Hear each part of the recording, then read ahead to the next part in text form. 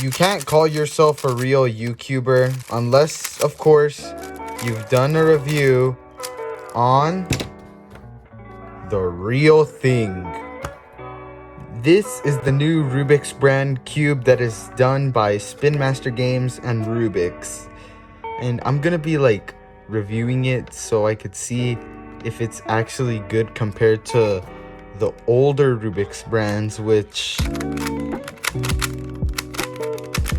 we're not gonna talk about.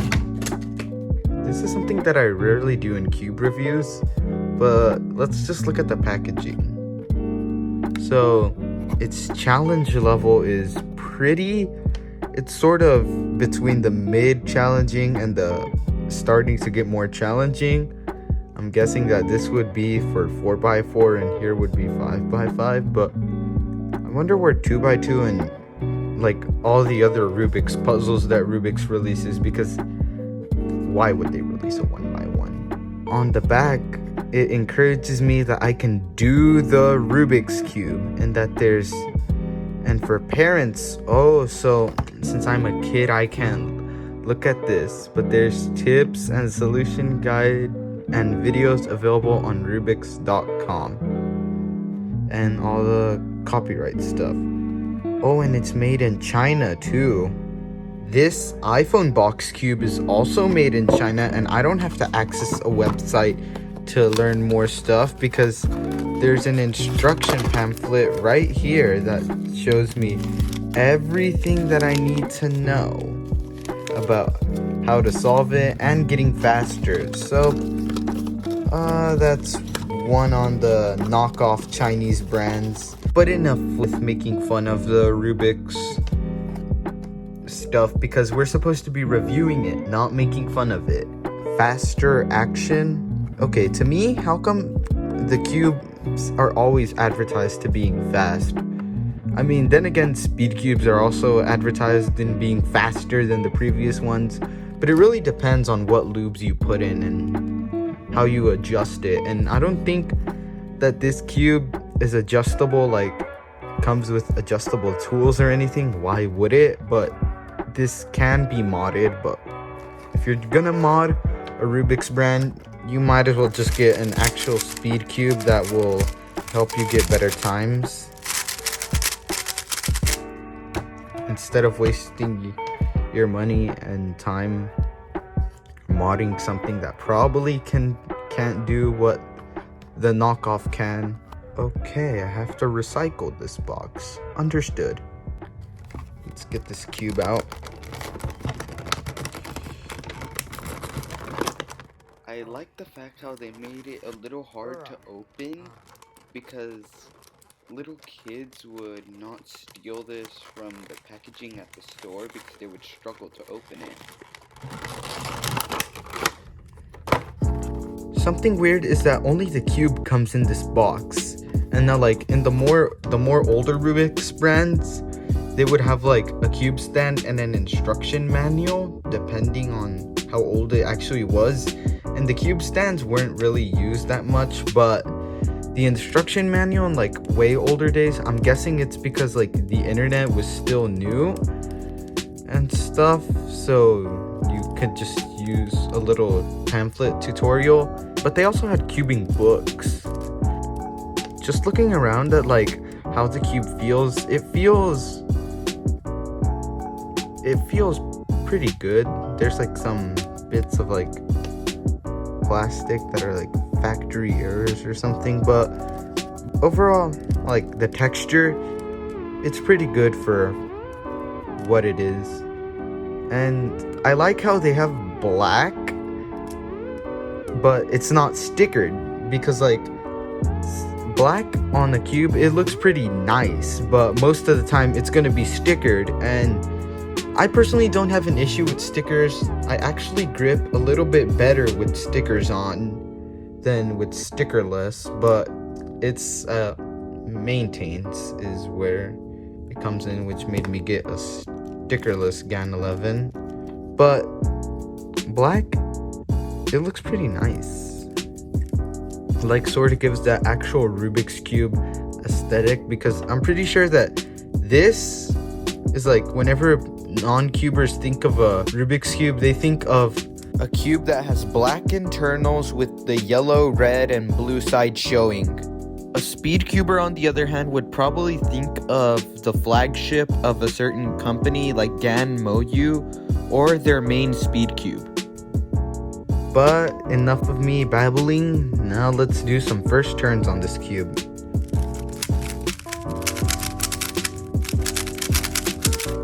What on earth? What? This feels so unusual, is how I would say it.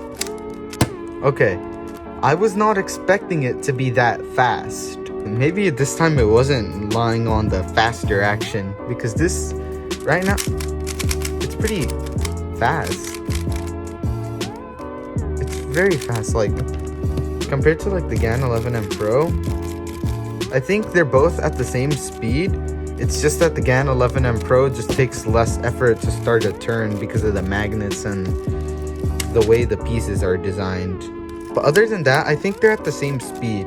Now, I may be wrong considering the fact that it's out of the box, but keep in mind, like, most speed cubes come lubed with little bits of lube, so that way they don't start getting gunky already out of the box. But this Rubik's brand, I don't think it does that. Wait a minute.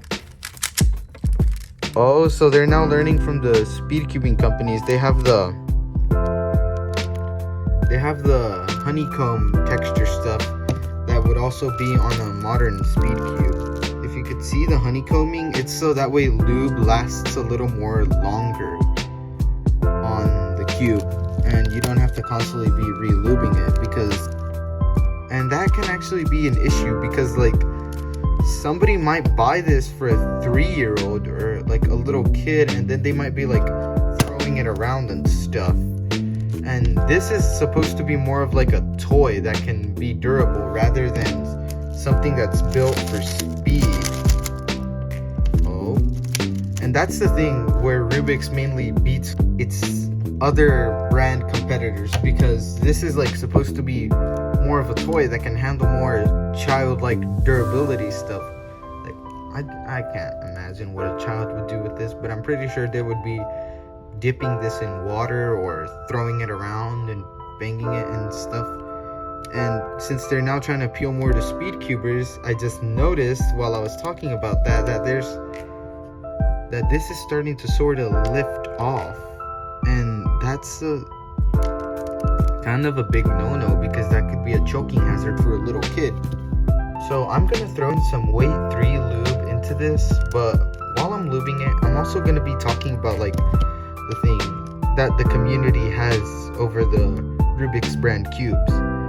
Like, they're supposed to be like actual toys, not like serious speed cubes like GAN, Moyu, and Chewy. And that's the thing, like, they're calling Rubik's cubes bad when I bet that almost every single speed cube in a speed cuber's collection could not withstand the torturing that a 3-year-old would make it go through.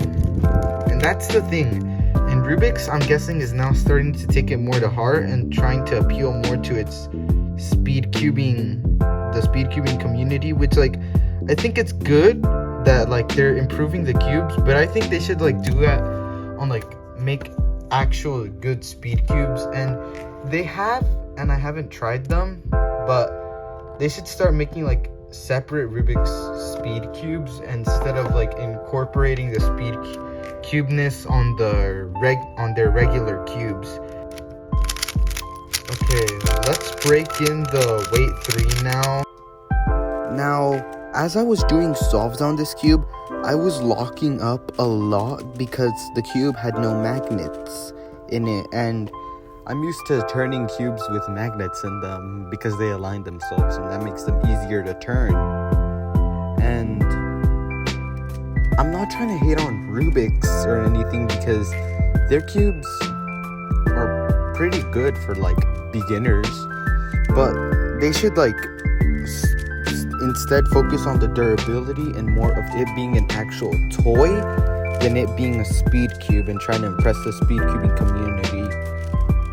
And And if they do like want to make like their own very good speed cube that's like similar to the GAN and Moyu stuff, they should make it as a separate cube, because Rubik shouldn't try entering like also the speed cube market with their regular cube, because literally that's the only thing that also makes them stay sort of relevant as in cubing brands, because it's like one of the only ones that you could find in the stores in like US, while like brands like GAN and Moyu you have to buy online. I'm guessing they have their own stores like in places like China, because that's where they're from, but in the US you have to get them online.